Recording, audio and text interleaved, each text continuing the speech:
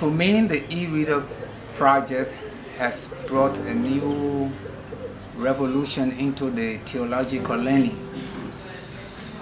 Here at the Banga School of Theology, where textbooks has been a problem for students.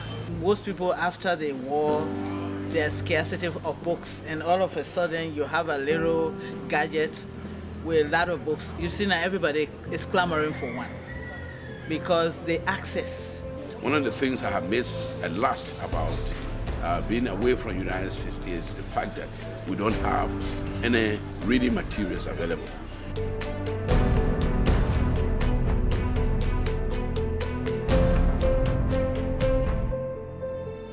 We created Discipleship Resources International in 2009, and the purpose of that is to respond to a long-lasting need in some central conferences, especially Africa, the Philippines, Eastern Europe, Russia.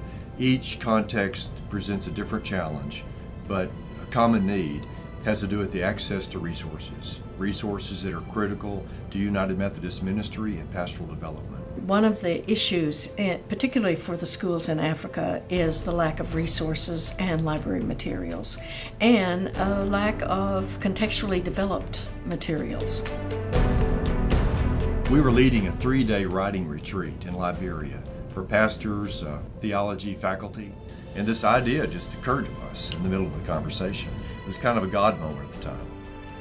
Why wouldn't the e-reader work as a way of actually bringing a library into the hands of every student and into the hands of the faculty? The thought of not having books to encourage the students to read on their own, to think on their own, and as I talk to professors in these seminaries, they have to write everything out on a chalkboard, and then the students have to write it all down. I mean, it's enough to feel the responsibility for shaping spiritual leaders for the church. But to do it without resources would be even harder. The more we processed the idea, the more we felt we should move forward with it. We spoke especially to the Dean of the School of Theology and to some of her leaders there at Banga about would they like to partner with us to do an experiment. And of course they leaped on the idea. The payoff was tremendous. The excitement of the faculty, the excitement of the students, very high.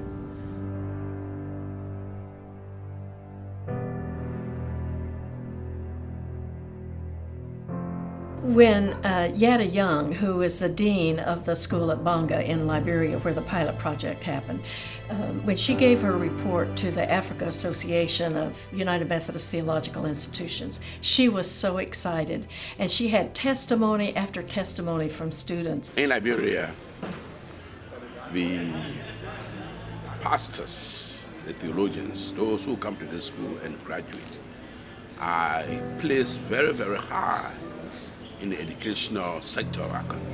And so equipping our pastors in this school, in training, to know how to use a Kindle will help them a great deal. And in fact, it is a library, and a library in your hand, the palm of your hand, and it's going to add greatly to the educational development of our pastor as well as our members. I think the pilot project for the e-reader was very successful because it was doable. It was affordable.